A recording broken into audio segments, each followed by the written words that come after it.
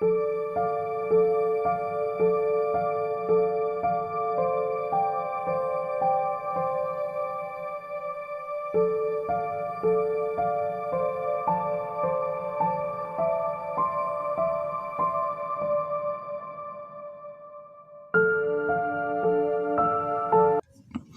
बच्चों, एक बार फिर मैं आलोक कुमार आप सभी का आलोक फिजिक्स क्लास में स्वागत करता हूं। जैसा कि हम लोगों ने पिछले क्लास में बच्चों घूर्णन गतिकी के लेसन को समाप्त किया था, उनके सभी सिद्धांतों को हम लोगों ने अच्छी तरह से पढ़ा था बच्चों, और उसके बारे में हम लोगों ने डिटेल्स पूर्वक नॉलेज भी हम लोगों ने हासिल किया था। तो चलिए उस लेसन की समाप्ति के बाद आज हम लोग नए लेसन की ओर बढ़ते हैं, जिसका नाम है गुरुत्वाकर्षण, ग्रेविटेशन, है ना। आज ये मेरा गुरुत्वाकर्षण का पहला वीडियो बनने जा रहा है बच्चों। आप लोग अपने साथ कॉपी कलम को लेकर के बैठे, ताकि मैं यहाँ पर जो भी कुछ बताऊँगा उसे आप लोग अपने कॉपी में उसे नोट कर लेंगे, है ना।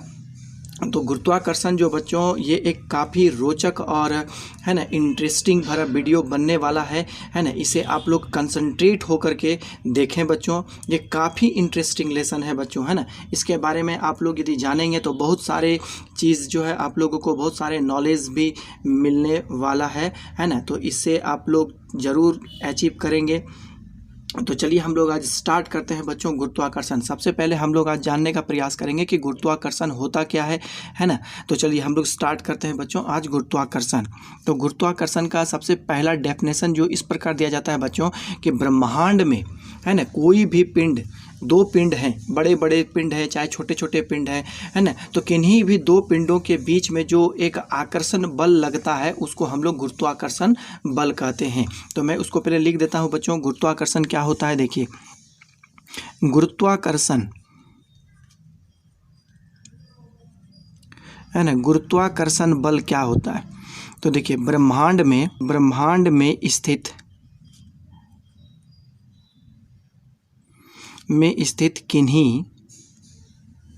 ब्रह्मांड में स्थित किन्हीं दो पिंडों के बीच, ब्रह्मांड में स्थित किन्हीं दो पिंडों के बीच लगने वाले आकर्षण बल को, है कि नहीं, लगने वाले आकर्षण बल को गुरुत्वाकर्षण बल कहते हैं। लगने वाले आकर्षण बल को गुरुत्वाकर्षण बल कहते हैं।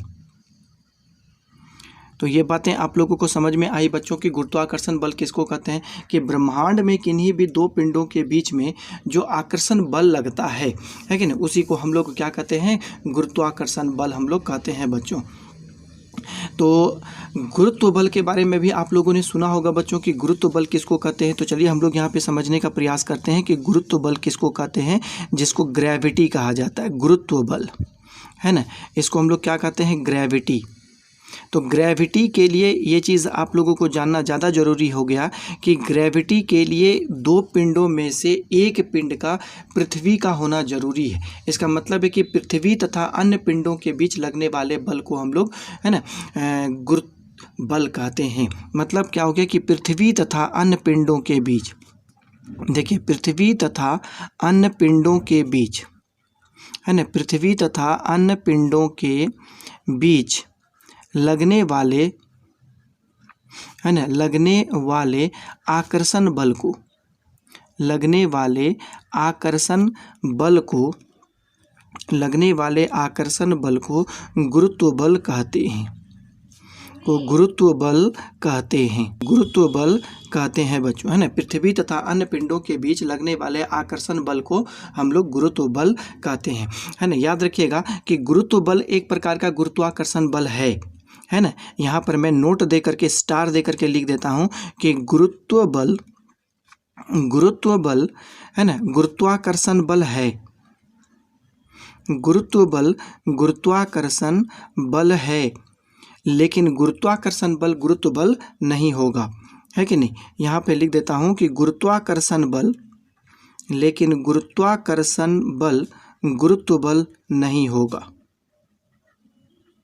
है ना, गुरुत्व बल नहीं होगा। आप लोग ये बात को समझ पाए होंगे बच्चों कि अब देखिए गुरुत्व बल क्या होता है। मैंने आप लोगों को पहले बताया कि गुरुत्व बल के लिए आवश्यक है कि इसमें से एक पिंड का पृथ्वी का होना, है कि नहीं। यदि पृथ्वी और अन्य पिंडों के बीच में जो आकर्षण बल लगेगा तो आप उस बल को गुरुत्वाकर्षण बोल सकते हैं। आप उस बल को गुरुत्वाकर्षण बल बोल सकते हैं, है ना, क्योंकि गुरुत्वाकर्षण बल, है ना, गुरुत्व बल नहीं होगा, लेकिन गुरुत्व बल गुरुत्वाकर्षण बल होगा बच्चों। जैसे मैं एग्जाम्पल देकर के आप लोगों को समझाता हूँ, है ना। एग्जाम्पल देखिए क्या होगा। जैसे मैं कहूँगा कि पृथ्वी तथा चंद्रमा के, है ना, पृथ्वी तथा चंद्रमा के बीच, है ना, पृथ्वी तथा चंद्रमा के बीच जो बल लगता है उसको हम लोग गुरुत्व बल भी कह सकते हैं। गुरुत्व बल तथा गुरुत्वाकर्षण बल दोनों कह सकते हैं।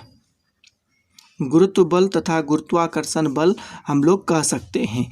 समझ में आ गया। लेकिन यदि मान लेते हैं कि चंद्रमा और, जैसे चंद्रमा तथा पृथ्वी, चंद्रमा तथा सूर्य के बीच, है ना, चंद्रमा तथा सूर्य के बीच यदि बल लगेगा तो उसको हम लोग गुरुत्व बल नहीं कहेंगे, सिर्फ उसको कहा जाएगा गुरुत्वाकर्षण बल, है ना। उसको हम लोग क्या कहेंगे, सिर्फ गुरुत्वाकर्षण बल हम लोग कहेंगे।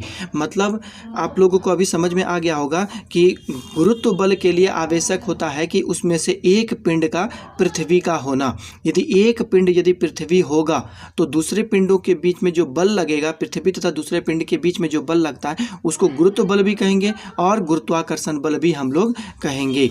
लेकिन गुरुत्वाकर्षण बल, है ना, यदि जैसे चंद्रमा और सूर्य, जैसे मंगल ग्रह और सूर्य, जैसे कि तारे तथा सूर्य, है ना, तथा और अन्य उल्का पिंड तथा सूर्य के बीच में जो गुरुत्वाकर्षण बल लग रहा है ना, जो आकर्षण बल लग रहा है उसको हम लोग गुरुत्वाकर्षण बल कहेंगे, लेकिन गुरुत्व बल नहीं कहेंगे, उसको ग्रेविटी नहीं कह सकते हैं। ग्रेविटी कहने का मतलब हो गया कि उसमें से एक पिंड का पृथ्वी का होना जरूरी है। तो ये बातें आप लोगों को समझ में आ गई होगी बच्चों। तो चलिए हम लोग उसको आगे बढ़ते हैं और इसमें हम लोग जानने का प्रयास करेंगे बच्चों। और एक चीज़ देखिए, यहाँ पर क्या होता है बच्चों कि गुरुत्व त्वरण के बारे में आप लोग जानते होंगे, है कि नहीं। गुरुत्व त्वरण क्या होता है इसके बारे में हम लोग आगे भी जाकर के भी स्टडी करेंगे, जिसको हम लोग एक्सेलरेशन ड्यू टू ग्रेविटी भी हम लोग कहते हैं। इसको हम लोग क्या कहते हैं, acceleration due to gravity, due to gravity. इसके बारे में हम लोग विस्तार पूर्वक चर्चा आगे की कक्षा के आगे के वीडियो में भी हम लोग करेंगे। देखिए, यदि कोई वस्तु स्वतंत्रता पूर्वक यदि जमीन की ओर गिरती है तो उस पिंड में जो त्वरण उत्पन्न होता है उसी को हम लोग गुरुत्व त्वरण कहते हैं। देखिए पृथ्वी की ओर, है ना, देखिए पृथ्वी की ओर, है ना, पृथ्वी की ओर गिरते, है कि नहीं, पृथ्वी की ओर गिरते वस्तु में उत्पन्न त्वरण को, है कि नहीं, पृथ्वी की ओर गिरते वस्तु में उत्पन्न त्वरण को गुरुत्व त्वरण कहते हैं। गुरुत्व त्वरण कहते हैं बच्चों, है कि नहीं। क्योंकि पृथ्वी के और जब कोई वस्तु गिरती है तो उसका वेग जो होती है बच्चों निरंतर बदलता रहता है। मतलब पृथ्वी की ओर गिरते हुए वस्तु का वेग में हमेशा वृद्धि होती है कि नहीं। तो वृद्धि होगी तो इसका मतलब है कि प्रत्येक क्षण उसका वेग में परिवर्तन होता है ना। इस परिवर्तन के कारण उस वस्तु में एक त्वरण उत्पन्न हो जाता है, जिसको हम लोग गुरुत्व त्वरण कहते हैं। इसे छोटे जी से सूचित किया जाता है, स्मॉल जी से, है ना। इसे स्मॉल जी से सूचित किया जाता है, तो ये बातें आप लोगों को क्लियर हो गया बच्चों, है कि नहीं। दूसरी बात है कि नहीं, इसके बारे में चर्चा हम लोग आगे की क्लास में करेंगे। अभी हल्का फुल्का मैं इसके बारे में आइडिया आप लोगों को दे रहा हूँ। देखिए भार, है कि नहीं, भार क्या होता है, जिसको हम लोग वेट कहते हैं, वेट, है कि नहीं। वेट क्या होता है बच्चों, किसी भी वस्तु में भार क्या होता है। देखिए, है कि नहीं, देखिए पृथ्वी जिस वस्तु को है ना, जिस बल से पृथ्वी किसी वस्तु को जिस बल से अपनी ओर खींचती है ना, उस बल को हम लोग क्या कहते हैं, उस वस्तु का भार कहते हैं। देखिए पृथ्वी जिस बल से है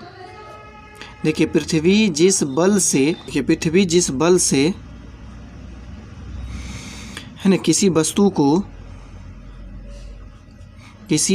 को है ना, पृथ्वी जिस बल से किसी वस्तु को अपनी ओर, है ना, अपनी ओर खींचती है ना, अपनी ओर आकर्षित करती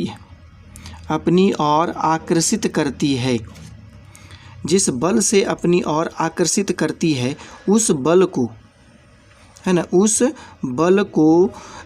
वस्तु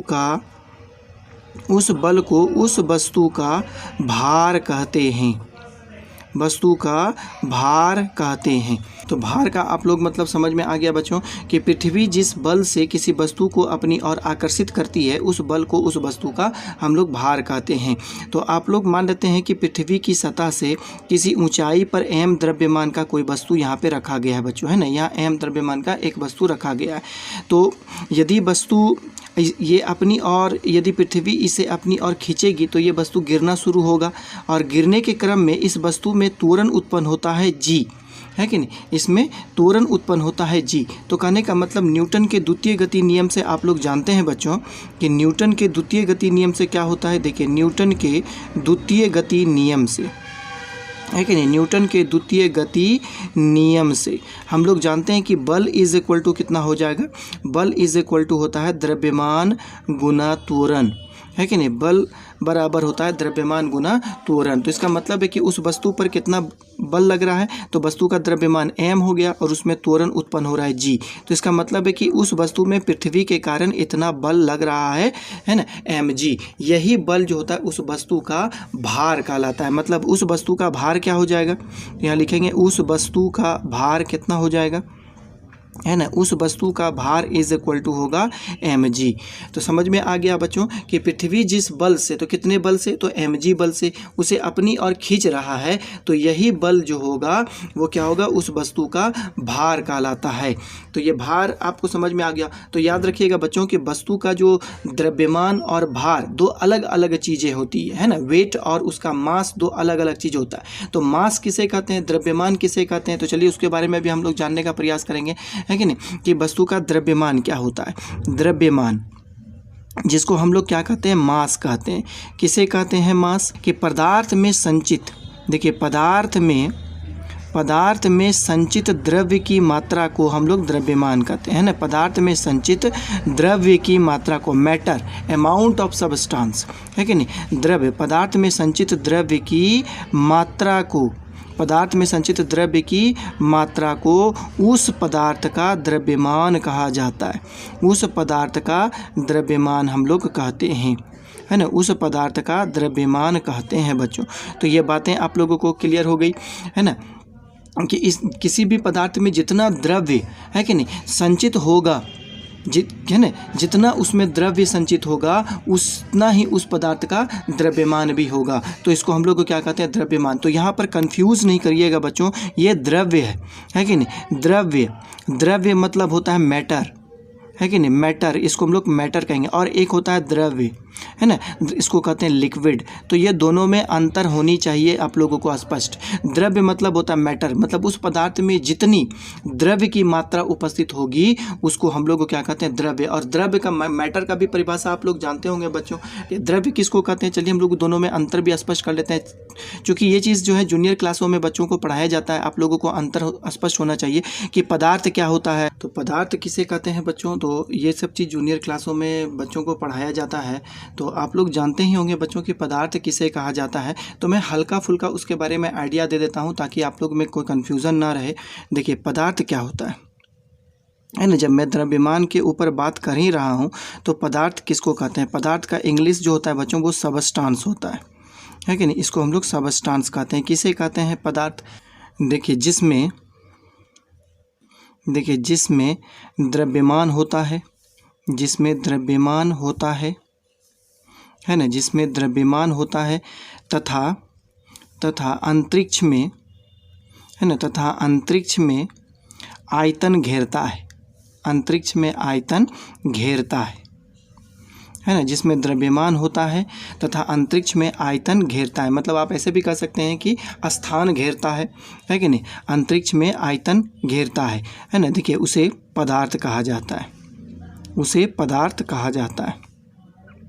मतलब कोई भी ऐसा चीज़ हो जो जिसमें द्रव्यमान हो तथा वो कुछ आयतन को घेरता हो तो वो क्या कहलाता है, पदार्थ कहलाता है। लेकिन द्रव्य जो होता है ना, जिसको द्रव्य कहते हैं, मैटर जिसको हम लोग कहते हैं बच्चों, ये भी एक प्रकार का पदार्थ होता है, लेकिन इस पदार्थ से थोड़ा सा अलग होता है। इसको जैसे कहते हैं कि द्रव्य क्या चीज़ होता है, कि द्रव्य में जो पदार्थ जो निहित होते हैं उसको हम लोग है ना दो सरल पदार्थों में विभाजित नहीं कर सकते। मतलब एक ही प्रकार के पदार्थ से है कि नहीं बने होते हैं पदार्थ, उसी को हम लोग द्रव्य कहते हैं। मतलब एक ही प्रकार के, देखिए एक ही प्रकार के है ना, एक ही प्रकार के पदार्थ से, एक ही प्रकार के पदार्थ से बने वस्तु को है ना, एक ही प्रकार के पदार्थ से बने वस्तु को द्रव्य कहा जाता है, द्रव्य कहा जाता है ना। जनरली आदमी या है ना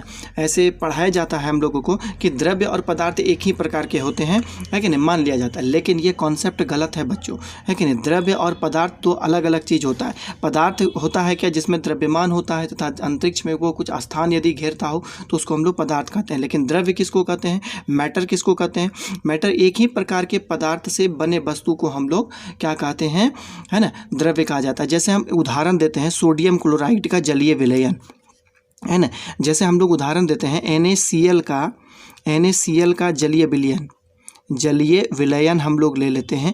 तो क्या लग रहा है कि NaCl का जो जलीय विलयन है, मतलब नमक का यदि इसको पानी में घोल दिया जाए तो जो हमको पदार्थ प्राप्त हो रहा है उसमें तो पदार्थ है, उसमें द्रव्यमान है, वो स्थान को घेर रहा है, वो तो पदार्थ होगा, लेकिन वो द्रव्य नहीं होगा। क्यों, क्योंकि ये एक ही प्रकार के पदार्थ से मिलकर के नहीं बने हैं। जैसे सोडियम क्लोराइड, तो सोडियम एक अलग प्रकार के पदार्थ है कि नहीं, क्लोरीन एक अलग प्रकार का पदार्थ है, और जल है कि नहीं जिसको हम लोग H2O कहते हैं, ये एक अलग प्रकार का पदार्थ है। मतलब इसको आप आसानी से अलग अलग पदार्थों में विभाजित कर सकते हैं।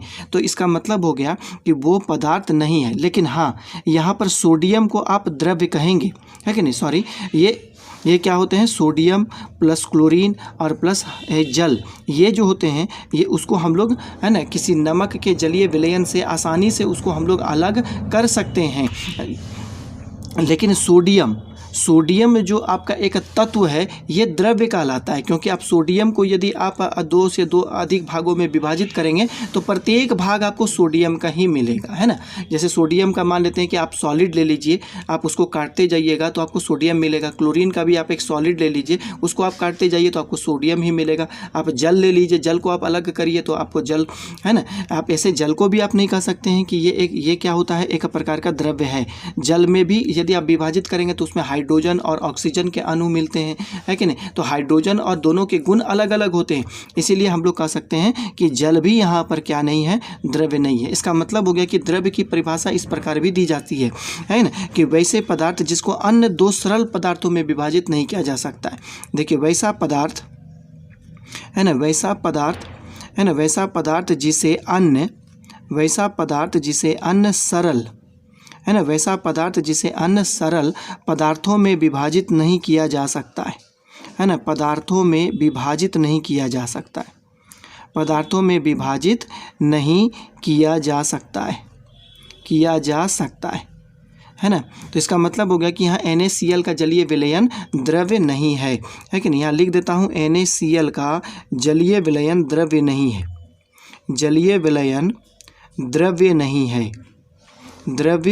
नहीं है बच्चों, है ना। यहाँ पर सोडियम जो होगा वो द्रव्य है, क्लोरीन जो है वो द्रव्य है, लेकिन यहाँ पर जो जल होंगे H2O है कि नहीं, वो द्रव्य नहीं है, वो द्रव्य नहीं है। इसका मतलब है कि द्रव्य और तत्व लगभग दोनों में समानताएं पाई जाती है, लेकिन फिर भी कुछ ना कुछ डिफरेंस उसमें होता है बच्चों, है ना। तो आप लोगों को आज मैं अच्छी तरह से बता दिया कि द्रव्यमान किसको कहते हैं, कि वैसा पदार्थ है ना, या जिसमें देखिए पदार्थ में संचित द्रव्य की मात्रा को हम द्रव्यमान कहते हैं, है कि नहीं। पदार्थ किसको कहते हैं, पदार्थ में इसमें भी आया टर्म, पदार्थ किसको कहते हैं, पदार्थ जिसमें द्रव्यमान होता है और जो अंतरिक्ष में कुछ स्थान घेरता है उसको हम लोग पदार्थ कहते हैं। द्रव्य किसको कहते हैं, जो एक ही प्रकार के है ना पदार्थ से बने होते हैं, या फिर जिसको विभाजित करने पर वो 2 या 2 से अधिक अन्य पदार्थों में विभाजित ना हो, इसको हम लोग कहते हैं द्रव्य कहते हैं। इसका मतलब विभाजित करने पर वो एक ही प्रकार का पदार्थ देना चाहिए, उसको हम लोग क्या कहते हैं, द्रव्य कहते हैं।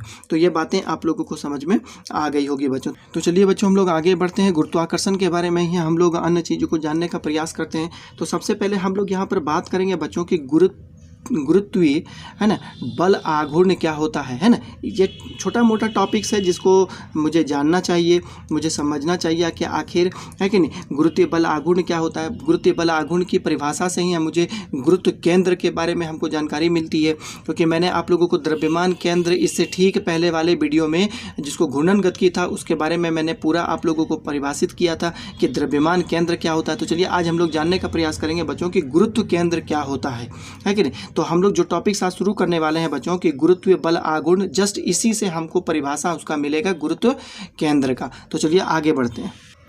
तो चलिए स्टार्ट करते हैं बच्चों और जानने का प्रयास करते हैं कि गुरुत्वीय बल आघूर्ण क्या होता है ना। गुरुत्वीय बल आघूर्ण क्या होता है, तो इसको आप लोग समझने का प्रयास करेंगे बच्चों, है ना। देखिए हम लोग यहाँ पर क्या कहते हैं बच्चों कि एक सबसे पहले एक वस्तु हम लोग ले लेते हैं, एक द्रव्यमान ले लेते हैं, है ना।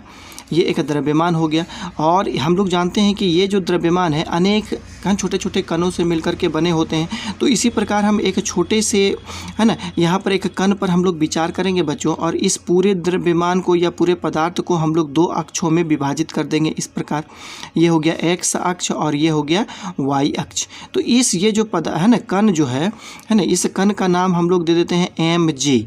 इसका मतलब है कि ये छोटे छोटे जे का मतलब यहाँ पर क्या हो गया कि जे का वैल्यू यहाँ पर 1 हो सकता है, 2 हो सकता है, 3 हो सकता है, 4 हो सकता है, इसी तरह करते डॉट डॉट डॉट एन तक इसका मान जा सकता है। किसका जे का वैल्यू एन तक हो सकता है। इसका मतलब यदि 1 लेंगे तो ये पहले कण को बताएगा, 2 लेंगे तो ये दूसरे कण को इंडिकेट कर रहा है, यदि 3 लेंगे तो ये तीसरे कण को। इसका मतलब है कि ये पूरे पदार्थ बहुत सारे कणों से मिलकर के बने होते हैं। तो उसी एक कण पर विचार कर रहे हैं बच्चों कि जिसका द्रव्यमान एम जे है और जे का वैल्यू 1 से लेकर के एन तक वेरी करता है। अब इस जे जो कण है ना, इसका मूल बिंदु से है ना यहाँ से इसकी दूरी कितनी है, हम लोग मान लेते हैं कि आर जे है कि नहीं। आर जे इसकी दूरी है। ये एक वेक्टर है जिसकी स्थिति सदिश मैंने माना। अब ये यदि कण होगा तो इस कण पर इसका भार नीचे की ओर काम करेगा, पृथ्वी की और इस पर भार लगेगा बच्चों, जो कि ऊर्ध्वाधर नीचे की ओर काम करेगा एम जी। अब इस बल के कारण जो होगा एम जे जी होगा, है ना। इस बल के कारण इस जो भार जो बल है उस बल के कारण वो पदार्थ में एक घूर्णन प्रभाव उत्पन्न होगा जिसको हम लोग टॉर्क कहते हैं, है ना। ये इसमें बल काम कर रहा है और अक्ष से इसकी दूरी भी है। तो इसका मतलब इस बल के कारण ये कण जो होगा इस अक्ष मतलब कौन सा अक्ष, वाई अक्ष के परिता जो है ये घूर्णन गति करना शुरू करेगा या चेष्टा करता है। तो इसी बल को हम लोग क्या कहते हैं, टॉर्क कहते हैं। तो इस कण पर आरोपित टॉर्क कितना हो गया, M J G into R होगा। तो चलिए इसके बारे में हम लोग यहाँ पे लिखेंगे बच्चों और समझने का प्रयास करेंगे। देखिए माना किसी वस्तु है ना, माना किसी वस्तु है ना, माना किसी वस्तु जो है ना जो अनेक, माना किसी वस्तु जो अनेक छोटे छोटे कणों से, जो अनेक छोटे छोटे कणों से मिलकर बना होता है, मिलकर है ना, मिलकर बना होता है। अनेक छोटे छोटे कणों से मिलकर बना होता है। इसका द्रव्यमान m है ना। इसका द्रव्यमान मतलब वस्तु का द्रव्यमान, इसका मतलब मैंने क्या कहा, लिख देता हूँ कि वस्तु इसका द्रव्यमान m है ना। इसका द्रव्यमान m है ना, इसका द्रव्यमान m है। देखिए वस्तु पर है ना, वस्तु पर एक कण है ना, एक कण एम एन वस्तु पर एक कण जिसका द्रव्यमान, एक कण जिसका द्रव्यमान एम जे है तथा स्थिति सदिश है ना, तथा स्थिति सदिश आर जे है पर विचार किया जा रहा है ना, पर विचार किया जा रहा है ना, पर विचार किया जा रहा है। देखिए इस कण है ना, इस कण का भार एम जे जी ऊर्ध्वाधर नीचे की ओर कार्य करेगा, ऊर्ध्वाधर नीचे की ओर है ना, ऊर्ध्वाधर नीचे की ओर कार्य करती है, ऊर्ध्वाधर नीचे की ओर कार्य करती है। तो कण पर टॉर्क कितना हो जाएगा, तो कण पर torque tau is equal to हो जाएगा M J G into R J. इसको हम लोग समीकरण नंबर 1 कहेंगे। यहाँ जे का वैल्यू जो होगा वो 1 हो सकता है, 2 हो सकता है, 3 हो सकता है, 4 हो सकता है, डॉट डॉट डॉट एन तक जाएगा। तो ये हो गया टॉर्क। हम लोग जानते हैं बच्चों टॉर्क किसको कहते हैं, हम लोग जस्ट इससे पहले वाले वीडियो पर ही टॉर्क के बारे में हम लोग व्याख्या भी किए हैं, विस्तार पूर्वक हम लोगों ने पढ़ा भी है। तो टॉर्क इज इक्वल टू क्या होता है, बल गुना, है ना, बल अक्ष से उनकी लांबिक दूरी, बल और बल का अक्ष से लांबिक दूरी को कहते हैं हम लोग टॉर्क, मतलब एफ इंटू आर को हम लोग टॉर्क कहते हैं। तो एफ के जगह पे मैंने क्या रख दिया, M J G into R जे, है कि नहीं, जो कि अक्ष से इसकी स्थिति सदिश है आर जे। तो इस बात को आप लोग को समझ में आ गया होगा बच्चों। तो अब देखिए इस छोटे से कण पर तो मैंने विचार किया बच्चों। अब हम लोग क्या करेंगे, इसका समेसन यदि हम लोग ले लेते हैं, समेसन, है कि नहीं, समेसन का मतलब क्या हो गया कि यदि हम लोग इसी कण पर एक कण हो गया, इसी तरह जो होते हैं पूरे वस्तु के सभी कण पर टॉर्क लगेगा, किसके वजह से, है ना, वो भार के वजह से, वस्तु के भार के वजह से, है कि नहीं। तो लिखेंगे कि संपूर्ण है ना वस्तु पर, संपूर्ण वस्तु पर, है ना, वस्तु पर भार के कारण टॉर्क, संपूर्ण वस्तु पर भार के कारण टॉर्क कितना हो जाएगा। तो टॉर्क हम लोग समेसन ले लेंगे, torque is equal to summation. तो जे का वैल्यू कहाँ से कहाँ तक होगा, जे का वैल्यू 1 से लेकर के n तक पॉसिबल हो सकता है। मान लेते हैं कि उसमें n यदि पार्टिकल्स है तो वहाँ तक इसमें पॉसिबल हो सकता है। तो इसका मतलब हो गया कि एम जे और यहाँ हो गया जी इंटू यहाँ पर क्या होगा आर जे। तो जी तो कांस्टेंट है, जी का वैल्यू तो बदल नहीं सकता, इसलिए इसको समेसन से हम लोग बाहर कर देंगे। समेसन हो गया जे का वैल्यू 1 से लेकर के एन, ये हो गया एम जे और ये हो गया आर जे। तो इसको भी हम लोग एक काम करते हैं बच्चों कि इसको हम लोग समीकरण नंबर 1 या 2 मान लेते हैं। एक पहले ही माने हैं, इसको समीकरण नंबर 2 कहेंगे। अब देखिए द्रव्यमान केंद्र की परिभाषा हम लोग जानते हैं, द्रव्यमान केंद्र की परिभाषा से, देखिए द्रव्यमान केंद्र की परिभाषा से, है ना, द्रव्यमान केंद्र की परिभाषा से। तो हम लोग द्रव्यमान केंद्र का परिभाषा भी जानते हैं बच्चों, R C M is equal to summation, यहाँ पर होगा एम जे आर जे बटा समेसन एम जे होगा। ये चीज़ जानते हैं हम लोग द्रव्यमान केंद्र की परिभाषा। यदि आप इसके बारे में नहीं जान रहे हैं तो आप लोग रोटेशनल डायनेमिक्स का फर्स्ट वीडियो को आप लोग देखें, तो मैं उसके बारे में द्रव्यमान केंद्र के बारे में बताया हूँ, है ना, आप लोगों को इसके बारे में जानकारी हो जाएगी। तो डेट सिंप्लाइज, तो यहाँ पर देखिए समेसन एम जे का मतलब क्या हो गया कि संपूर्ण पिंड का, है ना, कणों का द्रव्यमान। इसका मतलब संपूर्ण पिंड, है ना, या वस्तु जो होते हैं उसके समस्त यदि कणों का द्रव्यमान को यदि जोड़ा जाए तो संपूर्ण वस्तु का द्रव्यमान प्राप्त होता है, जिसको मैंने पहले ही मान लिया है कि वो एम है। तो इसका मतलब हो गया कि ये हो गया R C M is equal to summation M J, ये हो गया आर जे बटा यहाँ पर हो जाएगा एम, है ना। तो that simplify summation M J R J is equal to कितना हो गया, एम आर सी एम हो गया। इसको हम लोग समीकरण नंबर 3 कहेंगे।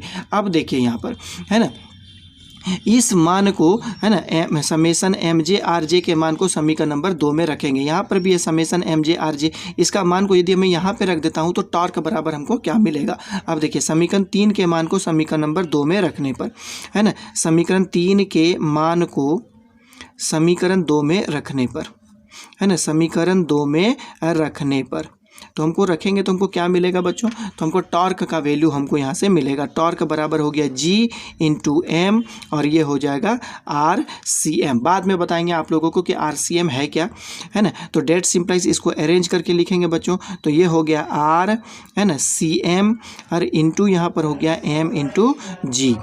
तो ये क्या हो गया, ये एम जी जो हो गया उस वस्तु पर लगने वाला संपूर्ण, है ना, वस्तु का भार है।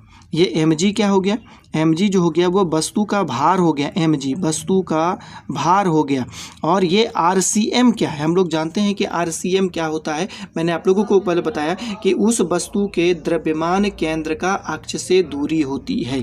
आर सी एम क्या हो गया कि जो वस्तु मैंने यहाँ पर लिया था बच्चों, मान लेते हैं कि यहाँ पर जो मैंने वस्तु लिया था इस वस्तु का कोई ना कोई द्रव्यमान केंद्र होगा, तो इस द्रव्यमान केंद्र का कहाँ से दूरी, अक्ष से दूरी होगा। तो मैंने अक्ष आपको पहले कहा है कि सभी वस्तु जो होती है वाई अक्ष के परिता जो है घूर्णन गति कर रही है, तो ये एक्स हो गया और ये वाई हो गया। तो वस्तु वाई अक्ष के परिता जो होती है घूर्णन गति कर रही है, तो वही है। इसका मतलब है कि आरसीएम जो हो गया घूर्णन अक्ष से अक्ष की दूरी है। लेकिन देखिए वस्तु का द्रव्यमान केंद्र, देखिए वस्तु का द्रव्यमान केंद्र, है ना, वस्तु का द्रव्यमान केंद्र से घूर्णन अक्ष की दूरी है कि द्रव्यमान केंद्र से घूर्णन अक्ष की दूरी है ना, दूरी है। है ना। तो ये समीकरण मुझे प्राप्त हुआ बच्चों टॉर्क। इसका मतलब है कि वस्तु पर भार के कारण जो टॉर्क लगता है उसका समीकरण ये चीज़ होता है RCM × mg। लेकिन मैं आप लोगों को एक बात बता देना चाहता हूँ बच्चों कि यदि घूर्णन अक्ष है कि नहीं, यदि घूर्णन अक्ष उस वस्तु के द्रव्यमान केंद्र से ही होकर गुजरता है, यदि घूर्णन अक्ष वस्तु के द्रव्यमान केंद्र से ही होकर गुजरता है तो उस पर टॉर्क 0 हो जाएगा, है ना। तो ये दूरी क्या था बच्चों, आप लोग याद करिए। मैं घूर्णन गतिकी में मैं आप लोगों को बताया हूँ कि RCM का मतलब क्या हो गया। RCM का मतलब ये चीज़ होता है बच्चों, मान लेते हैं कि ये कोई वस्तु है और ये अक्ष के परितः ये वस्तु घूर्णन गति कर रही है, तो ये इसका है ना द्रव्यमान केंद्र से अक्ष के बीच की दूरी RCM होता है, इसको हम लोग कहते हैं RCM। अब लेकिन यदि यहाँ पर विचार किया जा रहा है कि ये एक वस्तु है और ये वस्तु का समस्त कण या पूरे वस्तु ही इस y अक्ष के परितः घूम रही है। आप देख रहे हैं कि y अक्ष है कहाँ, इसके केंद्र पर ही, तो दूरी कहाँ से लेंगे, अक्ष से दूरी तो 0 हो जाएगी। इसका मतलब है यहाँ पर एक बात लिख देता हूँ कि यदि घूर्णन अक्ष है ना, यदि घूर्णन अक्ष वस्तु के है ना वस्तु के द्रव्यमान केंद्र से गुजरता है, यदि है ना घूर्णन अक्ष वस्तु के द्रव्यमान केंद्र से गुजरता है ना, द्रव्यमान केंद्र से गुजरता है, यदि घूर्णन अक्ष वस्तु के द्रव्यमान केंद्र से गुजरता है तो RCM = 0 हो जाएगा। यदि RCM 0 होगा तो क्या होगा, टॉर्क है ना, जो वस्तु में गुरुत्वाकर्षण बल के कारण या उसके भार के कारण जो उसमें टॉर्क लग रहा है वो 0 हो जाएगा। और इस स्थिति में जो द्रव्यमान केंद्र होगा उस द्रव्यमान केंद्र को हम लोग गुरुत्व केंद्र नाम देते हैं, है कि नहीं। अर्थात यदि घूर्णन अक्ष उसके द्रव्यमान केंद्र से गुजरे और गुरुत्वाकर्षण के प्रभाव के कारण उसमें यदि टॉर्क 0 हो जाए तो जिस केंद्र से अक्ष गुजर रहा है उस अक्ष को हम लोग गुरुत्व केंद्र नाम देते हैं बच्चों। ये बात समझ में आ गया। तो देखिए मैं गुरुत्व केंद्र के बारे में भी परिभाषा लिख देता हूँ कि देखिए यदि है ना, यदि घूर्णन अक्ष, देखिए यदि घूर्णन अक्ष है ना वस्तु के, यदि घूर्णन अक्ष वस्तु के द्रव्यमान केंद्र से है ना, यदि घूर्णन अक्ष वस्तु के द्रव्यमान केंद्र से गुजरता है, द्रव्यमान केंद्र से गुजरता है तथा गुरुत्वाकर्षण के कारण या गुरुत्वाकर्षण बल है ना ऑब्लिक भार के कारण वस्तु पर टॉर्क है ना, वस्तु पर टॉर्क 0 हो, है ना, वस्तु पर टॉर्क 0 हो तो उस द्रव्यमान केंद्र को है ना, तो उस द्रव्यमान केंद्र को गुरुत्व केंद्र कहते हैं, है ना, गुरुत्व केंद्र कहते हैं बच्चों। इस बात को आप लोग समझे होंगे कि आप गुरुत्व केंद्र किसको कहते हैं, कि इसका मतलब है कि किसी वस्तु के अंदर कोई एक ऐसी बिंदु होती है जहां से यदि अक्ष गुजरता हो और उस अक्ष के परितः किसी गुरुत्वाकर्षण बल के प्रभाव के कारण उस वस्तु पर टॉर्क यदि 0 हो जाता है, गुरुत्वाकर्षण बल के प्रभाव के कारण यदि उस पर टॉर्क 0 होगा, है ना, तो वह केंद्र जहां से अक्ष गुजर रही है द्रव्यमान केंद्र को ही हम लोग क्या कहते हैं, गुरुत्व केंद्र कहेंगे।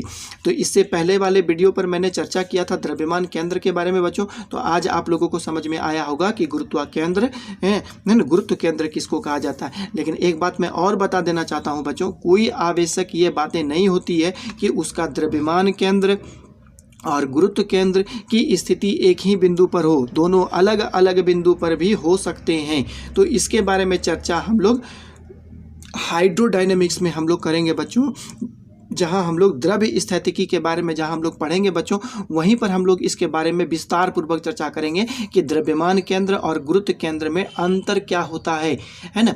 तो फिलहाल आप लोग अच्छी तरह से ये बात समझ पाए होंगे कि गुरुत्व केंद्र किसको कहते हैं। इसका मतलब है कि जिस अक्ष से होकर के, जिस बिंदु से होकर के अक्ष गुजरता है और उस अक्ष के परितः गुरुत्वाकर्षण बल के कारण उस वस्तु पर यदि टॉर्क 0 होता है तो उसको हम लोग क्या कहते हैं, गुरुत्व केंद्र कहते हैं। तो ठीक है बच्चों, आप लोग इस बात को अच्छी तरह समझ पाए होंगे। तो चलिए हम लोग आगे बढ़ते हैं और जानने का प्रयास करते हैं कि इसमें और कौन सा टॉपिक्स है। तो चलिए बच्चों, आज हम लोग जानने का प्रयास करते हैं कि गुरुत्वाकर्षण का जो जो नियम जो न्यूटन ने दिया था, जिसको हम लोग है ना गुरुत्वाकर्षण के संदर्भ में न्यूटन का नियम भी कहते हैं, आखिर क्या होता है, उसको हम लोग कैसे परिभाषित करते हैं, इसके बारे में हम लोग जानने का प्रयास करते हैं। देखिए गुरुत्वाकर्षण है ना के लिए न्यूटन का क्या नियम था। देखिए गुरुत्वाकर्षण है ना, गुरुत्वाकर्षण के संदर्भ में है ना, गुरुत्वाकर्षण के संदर्भ में न्यूटन का नियम है ना, न्यूटन का नियम क्या था, ये चीज़ हम लोग जानने का प्रयास करते हैं।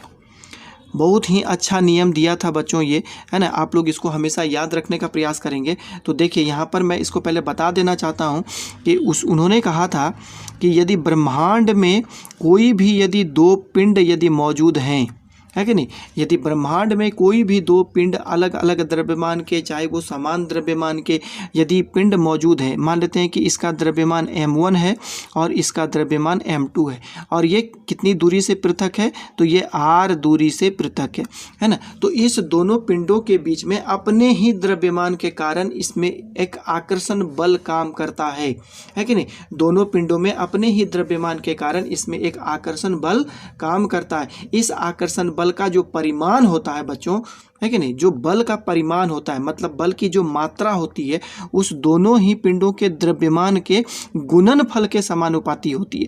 मतलब दोनों ही द्रव्यमान का द्रव्यमान को यदि गुना किया जाए और गुणनफल जितना ज़्यादा प्राप्त होता है, गुरुत्वाकर्षण बल भी उतना ही ज़्यादा मुझे प्राप्त होगा।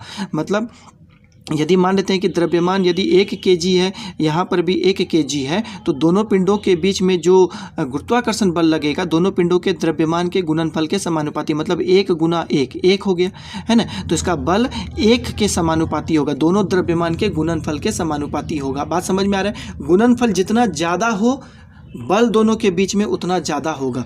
दूसरी बात है कि दोनों के बीच में जो आपका देख रहे हैं डिस्टेंस है, वो डिस्टेंस जितना कम हो, मतलब दो पदार्थ जितना ज़्यादा नज़दीक होता है, गुरुत्वाकर्षण बल उतना ज़्यादा होता है। दो पिंड जितना अधिक दूरी पर मौजूद होते हैं, गुरुत्वाकर्षण बल उतना कम होता है। इसका मतलब है कि गुरुत्वाकर्षण बल जो है ना वर्ग व्युत्क्रम का नियम का पालन करता है ना। हम लोग इस सब के बारे में देखेंगे। तो पहले चलिए मैं नियम को यहाँ पर लिख देता हूँ। देखिए गुरुत्वाकर्षण है ना, देखिए इस नियम के अनुसार, देखिए इस नियम के अनुसार है ना, ब्रह्मांड के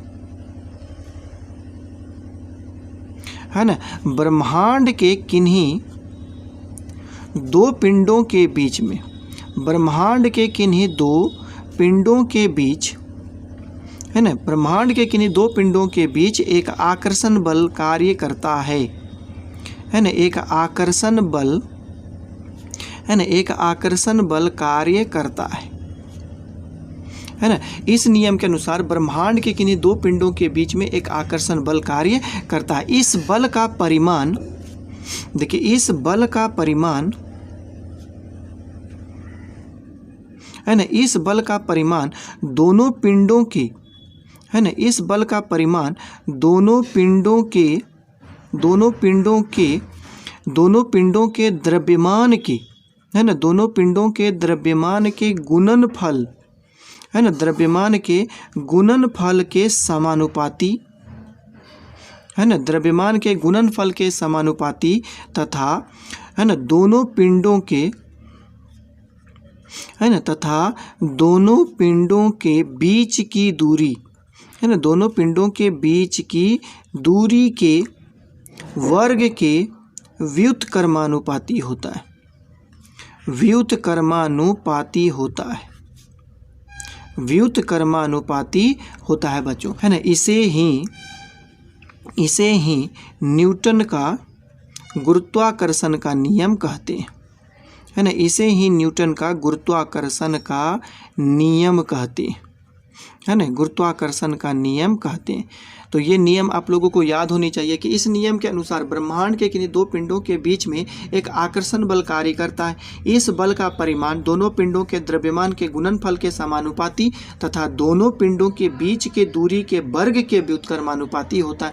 इसे ही हम लोग न्यूटन का गुरुत्वाकर्षण नियम कहते हैं। तो इस फोटो के अनुसार मैं यहाँ पे लिखना चाहता हूँ कि माना M1 तथा देखिए माना M1 तथा M2 द्रव्यमान का माना m1 तथा m2 द्रव्यमान का दो पिंड, है ना, माना m1 तथा m2 द्रव्यमान का दो पिंड r दूरी से पृथक है ना, r दूरी से पृथक है ना। तो दोनों के बीच लगने वाला बल क्या हो जाएगा? तो दोनों के बीच लगने वाला बल, है ना, तो दोनों के बीच में लगने वाला बल F समानुपाती क्या होगा? दोनों पिंडों के द्रव्यमान के गुणनफल के समानुपाती होता है। तो द्रव्यमान दोनों का m1 और m2 है, गुणनफल क्या हो गया? m1 into m2। इसको इक्वेशन नंबर 1 कहेंगे। एंड दूसरे नियम से दोनों पिंडों के बीच में लगने वाला बल दोनों के बीच के दूरी के वर्ग के व्युत्क्रमानुपाती, मतलब 1/r² होगा। ये व्युत्क्रमानुपाती हो गया। इसको समीकरण नंबर हम लोग 2 कहेंगे। अब दोनों को यदि मिला दिया जाए बच्चों, है ना, दोनों को यदि हम लोग मिलाते हैं, है ना, दोनों को मिलाएंगे, दोनों को मिलाने पर, ये दोनों नियम को एक साथ कर देंगे, दोनों को मिलाने पर तो हमको क्या प्राप्त होगा? F समानुपाती m1 इंटू m2 और y मिलेगा हमको r², है ना। तो ये समानुपाती हो गया। अब समानुपाती के चिन्ह को यदि हम तोड़ेंगे तो एक नियतांक हमको देते हैं जिसका नाम होता है कैपिटल G, है कि नहीं। और यहाँ पर हो गया m1 इंटू m2/r², जहाँ G क्या है ना, जहाँ G एक नियतांक है, जहाँ G एक नियतांक है जिसे गुरुत्वाकर्षण नियतांक कहा जाता है, ग्रेविटेशनल कांस्टेंट कहते हैं, है कि नहीं, जिसको गुरुत्वाकर्षण नियतांक कहा जाता है ना, जिसको गुरुत्वाकर्षण नियतांक कहते हैं या कहा जाता है ना। इसका मान जो होता है, इस G का जो वैल्यू होता है बच्चों, एक्सपेरिमेंटल रूप से कैवेंडिश ने प्राप्त किया था, है कि नहीं। इसका वैल्यू जो होता है, मैं लिख देता हूँ कि देखिए इसका मान, G का मान, है ना, G का मान SI सिस्टम ऑफ यूनिट में, है ना, कितना होता है? 6.67 इंटू 10⁻11 न्यूटन मीटर स्क्वायर प्रति kg² होता है। इसका यूनिट यही होता है, न्यूटन मीटर स्क्वायर प्रति kg²।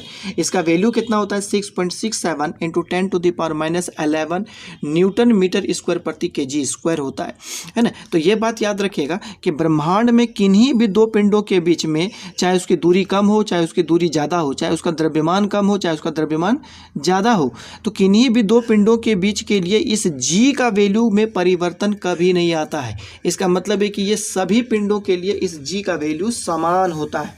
इसीलिए इसको सार्वत्रिक गुरुत्वाकर्षण नियतांक भी कहा जाता है कि नहीं। इसको हम लोग क्या कहते हैं? सार्वत्रिक नियतांक भी कहते हैं, यूनिवर्सल कांस्टेंट भी इसको हम लोग कहते हैं। तो यहाँ पे देखिए ब्रह्मांड के,